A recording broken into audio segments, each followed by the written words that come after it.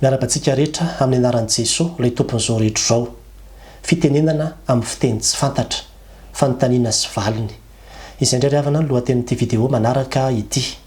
Maro be antsika mametra-panontaniana mahakasika azy io ary androany dia te hanome valiteny ho antsika izay raisina avy amin'ny soratra masina mba hahafahana mitondra fanazavana mahakasika azy io. Raha vao miresaka tsika hoe miteny amin'ny fiteny tsy fantatra dia ny tenin'Andriamanitra fototra izay tena miresaka an'izany dia ny asan'ny apôstôly toko faharoa ny Korintiana voalohany toko faharoa ambin'ny folo ary ny Korintiana voalohany toko fahaefatra ambin'ny folo ka manasa anao hamaky an'izany hatramin'ny farany mba hahafahanao mahazo azy tsara. Ny fanontaniana voalohany dia izao, inona ny tena ilavana azy io? Ny valiny dia izao, ilainy io ry havana ary tena zava-dehibe io satria voalohany indrindra dia ambarany any amin'ny toko fahaefatra ambin'ny folo andininy fahaefatra fa izay miteny amin'ny fiteny tsy fantatra ozy izy dia mampandroso ny tenany. Izany hoe ianao zany raha miteny amin'ny fiteny tsy fantatra dia mandroso ara-panahy. Izany hoe ilainy ny fanahinao ilay izy, mampitombo ny fanahinao ilay izy mahazahoanao aim-panahy zany satria ny fanahinao no tena mahazo aina amin'ny miteny amin'ny fiteny tsy fantatra io.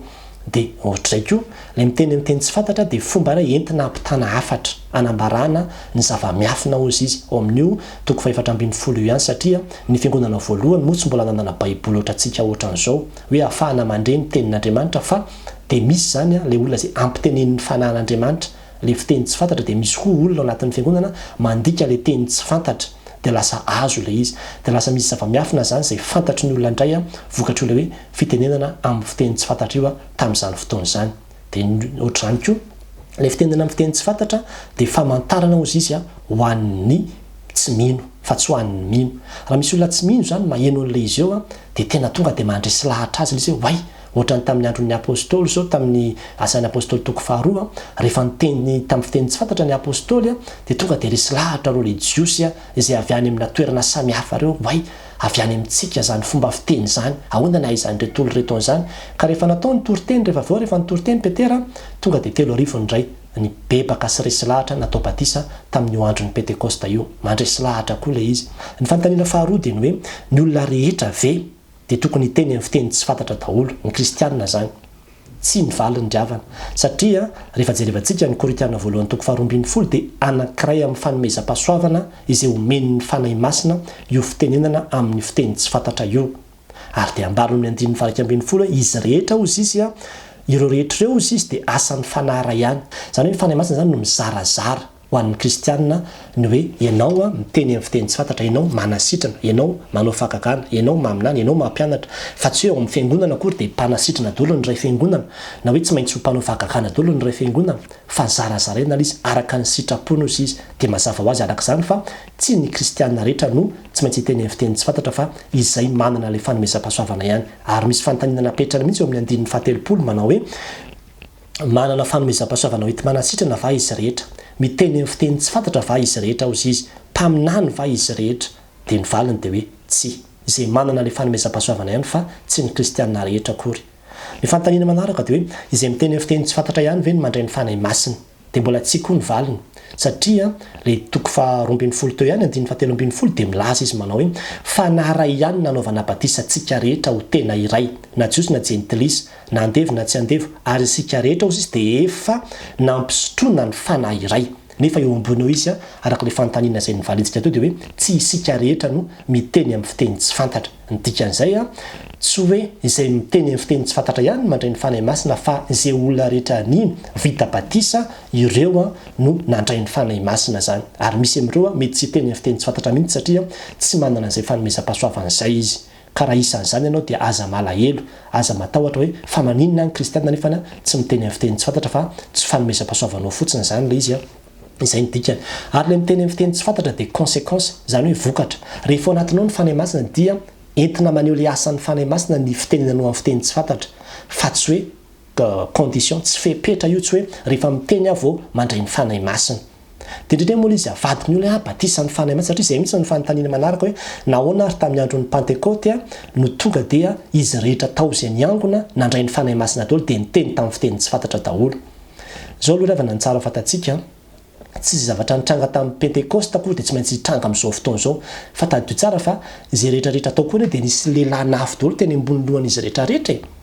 ka am'izao fotoana zao hoe mbola mahita an'izany ianao mbola hita an'izany ve anao hoe isy lehilahy nafo mipetraka eny ambony lohan'ny olona zany nisy antony matoy io hoe niseo hoe niteny tamin'ny fiteny samihafa reo satria nentina nandresena lahatra le jiosy zay tonga ny vahiny tany Jerosalema tamin'ny fetin'ny pentekosta io le izy ary jereo tsara ny toy ny vaky teninao fa aza mijanona fotsiny amin'io hoe eo amin'ny andininy fahadimy io fa jereo tsara fa eo ambanimbany eo Petera rehefa nitoriteny izy de ozy izy manao hoe reo olona reo de vao tsentrona tampony de niteny manao hoe inona ny tokony ataonay de amin'ny andininy fahavalo amby telopolo de ozy Petera manao hoe mibebao izy ary eo ka atao batisa amin'ny anaran'i Jesosy Kristy nareo ary anareo izy andray ny fanomezana de ny fanay masina ary ny teny fikasana de ho anareo sy ny taranakareo de tena ny bebaka reo olona reo natao batisa reo olona reo nandray ny fanay masina reo olona reo telo rivo nisany nanampy isan'ny fiangonana ozy izy reo de nino fa tsisy ny teny tamin'ny fiteny tsy fantatra reo na iray aza tsy nisy na iray aza ny fanontaniana manaraka de izao tena tsy fantatra tokoa ve lay teny tsy fantatra ige raha ny soratra masina aloha nijerevana de zay mahateny tsy fantatra azy le olona miteny zany de tsy mahafantatra ary zay mihitsy nambaran'ny Paoly amin'ny Korintiana voalohany toko 7:20 andininy 7:20 sy 7:20 zaho izy de tena miteny amin'ny fiteny tsy fantatra mihoatra noho nareo rehetra fa rehefa ho am-piangonana aleoko manao teny dimy fantatry ny saiko mba ampianarako ny sasany koa toy izay anao teny ray alina amina fiteny tsy fantatra zany hoe ianao le miteny tsy mahafantatra hoe inona zany teniteneniko zany fa tsy maintsy misy olona hafa mihitsy manana fanomezam-pahasoavana mamantatra n'iny teny izay niteneninao iny ary le teny tsy fantatra de hoe tsy fantatra ao le izy fa ny olona miaino de mety hahafantatra satria le teny tsy hoe teniteny fatifatany fa teny-pirenena le izy dialecte langage mihitsy le izy taka le nitranga ato amin'ny asan'ny apôstôly toko 2 zao de mazava tsara mihitsy hoe ahoana ozy izy zany fa reo olona reo izy tsy galilianina reo olona reo tsy galilianina va reo izy ahoana no resantsika amin'ny fitenitsika avy amin'izay nahabe atsika de fitenin'ny partiana mediana ny elamita ny fitenin'ny mponina avy any Mesopotamia Judea sy ny Kapadokia sy ny Pontos Asia zany hoe fitenin'ny olona avy amina toerana isan-karazany no retao fa tsy hoe teniteny fatifatany fotsiny de ndraindray koa manko misy olona miteny ahoana zany le tenin'anjely ye satria ao amin'ny asan'ny apôstôly ao amin'ny Korintiana voalohany toko 7:20 zao de misy an'iny teny na de iteny amin'ny fitenin'ny olona sy ny anjely azy ao de avy eo koa eo amin'ny Korintiana voalohany toko 4:20 eo amin'ny andininy faharoa de miteny izy manao hoe izay miteny amin'ny fiteny tsy fantatra de miteny de tsy miteny amin'ny olona fa amin'Andriamanitra fa amin'ny fanahy no itenenany zava-miafina ka tsy misy olona mahalala de zay zany de misy olona miteny hoe tena samihafa mihitsy zany misy karazan-droa io fiteny tsy fantatra io ny anankiray izy ny olona de le fiteny izy hoe teny pirenena mihitsy le izy fa ny anankiray de hoe teny tsy misy mahalala mihitsy tenin'ny anjely raha ny baiboly nijerevantsika de tsy manisy an'izany fahasamihafana zany izy hoe misy karazan-droa ny fiteny tsy fantatra fa raha ny teny grika zao teny fototra nijerevanao dia glossolalie daholo no ampiasainy na any amin'ny asan'ny apôstôly na aty amin'ny Korintiana voalohany toko 2:20 sy ny toko 5:20 entina milaza le hoe miteny amin'ny fiteny tsy fantatra parler en langue zay moa kontika hoe glossolalie de izao ry havana an-tsalo fantatsika le hoe miteny amin'ny fitenin'ny anjely ary ahoana ary io teny io zany satria voasoratra eo le izy jereo tsara fa hyperbole io zany hyperbole zany de entina manindry zavatra anankiray fa rehefa tena en pratique de tsy possible iny zavatra iny ohatra zao ny hyperbole de hoe Jesosy renteny manao hoe inona ny soa azony olona na ho azony ary zao rehetrarehetra zao nefa overiny eny tsisy olona azo zao rehetrarehetra zao zany mihitsiny tsisy olona azo zao rehetrarehetra zao mihitsiny fa hyperbole izy entina zana hoe na de mahazavatra be dehibe ary ianao nefa veriny ianao de tsisy dikany izy de tahaka zany koa eto jereo daholo ny anambarany Paoly azy eo fa tena hyperbole izy hoe na de hiteny amin'ny fitenin'ny olona azy nareo izy ary na de atao hiteny hatramina fitenin'ny anjely azy nareo zany hoe hyperbole izy en pratique tsy possible zany de ohatrizay koa satria manohy izy ambany eo manao hoe na de manana faminaniana zao izy ka mahafantatra ny zava-miafina rehetra ary mahalala ny zavatra rehetra izy koa ny olona hafantatra ny zava-miafina rehetrarehetra zany de hoe alala ny zavatra rehetrarehetra tsy isen'izany mihitsiny fa hyperbole entina manindry fotsiny le izy de tahaka zany koa hoe na de omeko any mahatra zany fananako rehetra de ho atolotro dorana ny tenako tsisy olona anao an'izany dravana fa entina milaza izy hoe nareo tsy mifankaty akory fa na de ahavita zavatra be ary nareo ahafindra tendrombohatra mihitsy ozy izy zany mamindra tendrombohatra any de entina milaza fotsiny hoe ahavita zavatra goavana anao fa tsy hoe mon pratika de hoe amindra tendrombohatra mihitsy ianao de afindra anao manjaka miadana hoe rianany ary tsy izy zany ka zay le izy mila jerevantsika tsara le fomba ny tantarany Paoly le izy fa rehefa jerevana izy de entina milaza manao hoe le fitenina anjely hoe zavatra tsy possible fa zavatra hoe zavatra goavana be fotsiny zany izy de rehefa jerevantsika koa ny hoe eo amin'le Korintiana voalohany toko fiatrambin'ny folo andininy faharotelo hoe izy zay miteny amin'ny fiteny tsy fantatra dia tsy miteny amin'ny olona fa amin'Andriamanitra. Izy tsy miteny fitenina anjely nareo izy fa hoe rehefa miteny amin'ny fiteny tsy fantatra dia tadiozy izy fa tsy miresaka amin'ny olona nareo fa miresaka amin'Andriamanitra nareo amin'iny fiteny zay tsy fantatra. Tsy fantatra le izy satria ianao zao raha ohatra ka maheno olona miteny rosiana na miteny sinoa le olona na miteny komoriana dia tonga dia ohatrany hoe miteny tsy fantatra le izy amin'izay fotoana izay. Toy izy Paoly manao hoe ianareo izy amin'iny fotoana iny dia tsy miresaka amin'ny fiangonana nareo na miresaka amin'ny olona fa amin'Andriamanitra ny resahanareo izy fa amin'Andriamanitra fa ny fanahy no hitenena ny zava-miafina. Zany hoe le fanahinao zany no miteny dia zava-miafina ny zavatra resahanao iny fa izy tsy miteny mihitsy hoe langue hoe tenin'anjely ny teneninao ka tsy misy olona mahalala. Dia je olo hoe tsisy olona mahalala tsy midika zany hoe le teny tsy fantatra dia tsisy olona mahalala. Tsisy an'izany mihitsy fa ahoana ny asan'ny apôstôly toko faharoa fantatry ny olona hoe fiteny avy any medianina zany partianina zany elamita fantatra le izy fa ny tiany Paoly tena jerevy tsara ny contexte fa miresaka amina fiangonana izy hoe ao am-piangonana ozy izy zay zany midika aloha izy raha tenenina ny fomba azahoantsika azy hoe ao am-piangonana ny ozy izy tadio tsara fa rehefa miteny amin'ny fiteny tsy fantatra nareo dia tsy miresaka amin'le olona ao am-piangonana nareo akory fa amin'Andriamanitra ny resahanareo ary zava-miafina io tsisy mahalalana io ao am-piangonanao fa ianareo sy ny tompo mahalalana io. Kanefa ny ambany izy miteny hoe tokony isy olona mahay mandika le izy fa izy tsy miteny mihitsy hoe rehefa miresaka nareo dia miteny amin'ny fitenin'anjely tsisy an'izany mihitsy n'le izy ary tsy misy mihitsy ao anatin'ny baiboly olona na dia anankiray aza voasoratra hoe niteny an'izany fitenin'anjely zany fa ny ambara ao aloha ny hita ao dia hoe olona miteny amin'ny fiteny tsy fantatra le teny zay teneniny dia teny fantatra hoe teny avariananiny zany. Ny fanontaniana manaraka dia izao azo ianarana ve le teny tsy fantatra satria misy koa ny olona hoe ianarana zany le izy dia misy olona tena hampanaovina entraînement mihitsy ao am-piangonana hoe averimbereny zao teny zao zay teneniko dia averinareo raha miteny an'izao dia teneninareo koa le izy dia tenitenen'ny olona dia lasa ohatrany hoe valy ny lelany avy eo dia lasa miteny amin'ny fiteny tsy fantatra amin'izay azo ianarana ve le izy. Raha ny tena marina le azy vana misy ny fanomezam-pahasoavana le izy ny fanahy masina ny manome anao an'ilay izy ka ny dikan'izany tsy hoe andeha hianatra aminany na andeha hianatra anasitrana na andeha hianatra hanao fahagagana fa fanomezam-pahasoavana zay omen'Andriamanitra anao le izy fa rehefa ao anatinao kosa le fanomezam-pahasoavana dia azonao ianarana le izy. Za zao raha omen'Andriamanitra fanomezam-pahasoavana ampianatra dia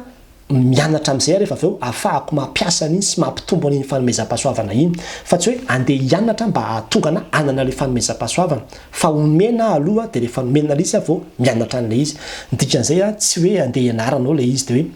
hianatra hiteny amin'ny fiteny tsy fantatra ianao tsy azo ianarana io rafana. Ny fanontaniana manaraka dia ny hoe azo kontrolena ve le izy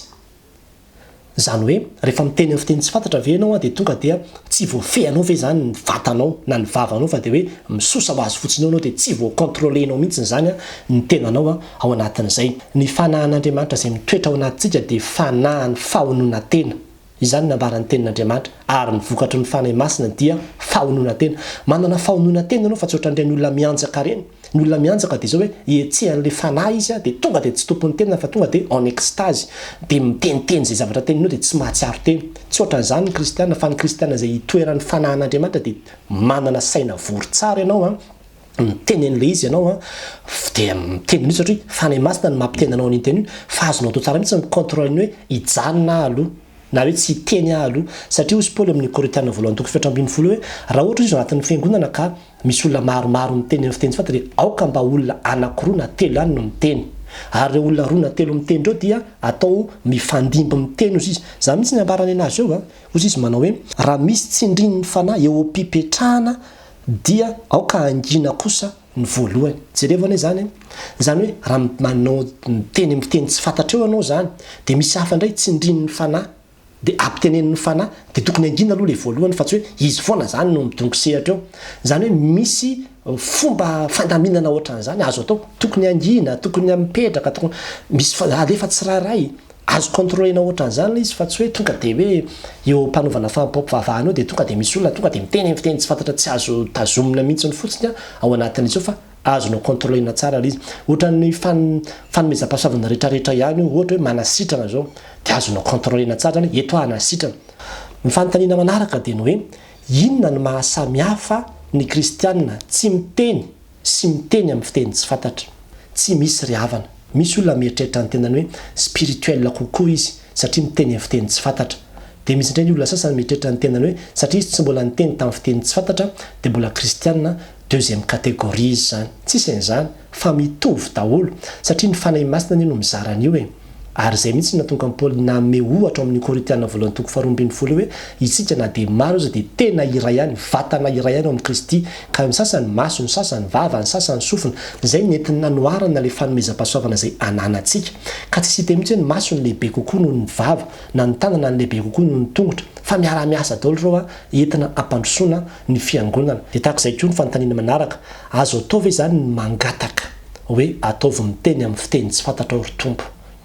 ye azonao atao zany raha tianao satria ny fanomezam-pahasoavana rehetra dia azo angatahana daholo fa raha i Paoly no antaninao dia ny valiteniny teo amin'ny andininy faraka amby telopolo manao hoe maniry fatratra ozy izy ny fanomezam-pahasoavana lehibe indrindra ary indro izay lalàna tsara indrindra no atoroko anareo izay lalana tsara indrindra no atoroko anareo dia nazava amin'izay izy resaka momba ny fitiavana Korintiana voalohany toko 7:12 le fitiavana ny lehibe amin'ireo izy ny fitiavana zany ny tokony ho angatahana ny fanontaniana manaraka dia ny hoe ahoana ary no atao raha misy olona miteny amin'ny fiteny tsy fantatra tampoka ao am-piangonana mivavaka zany dia misy olona miteny amin'ny fiteny tsy fantatra tampoka ao am-piangonana dia jerevy tsara ny Korintiana voalohany toko 7:12 fa tena miresaka an'izany izy hoe misy fandaminana tokony apetraka tsy tokony atahotra tsika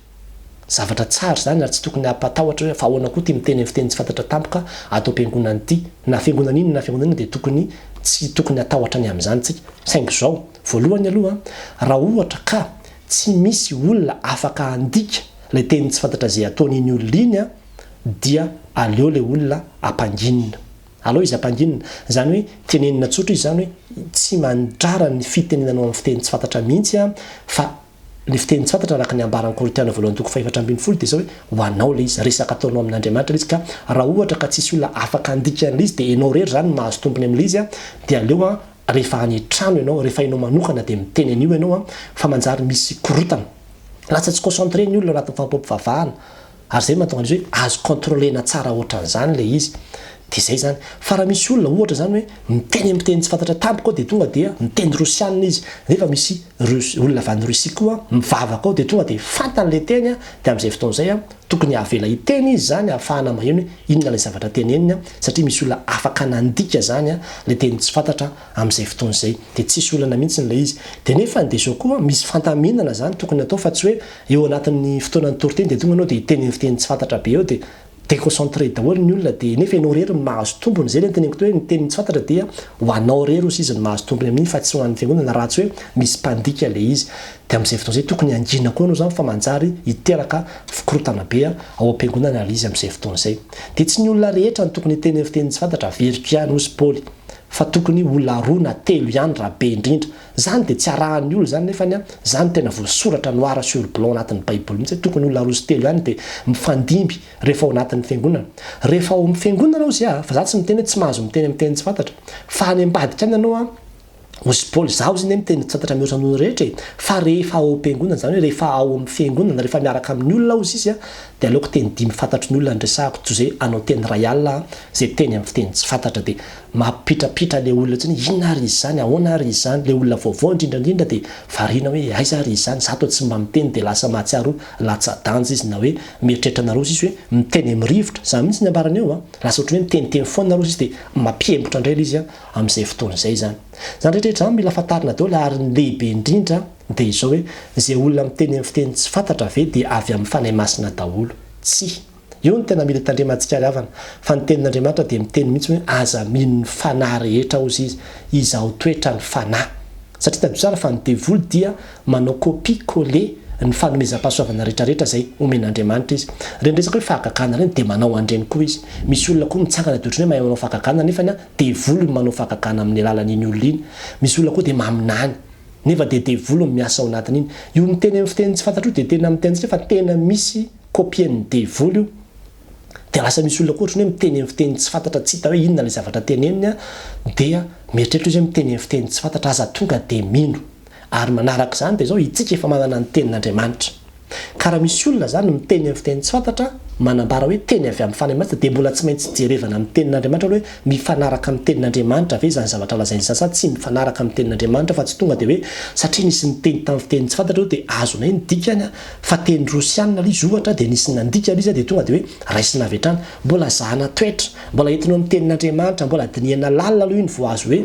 raisina hoe avy amin'Andriamanitra izay le teny izay nambarany teo zay dia izany le izy ny tena tsara indrindra dia ity ny raisitsika fa ity tonga dia azo antoka hoe marina avy amin'ny fanahy masina ny teny zay ambara ato anatin'ity tenin'Andriamanitra ity ka dia mampahirentsika ry havana mila mitandrina tsika ho an'Andriamanitra rirany ny voninahitra amen.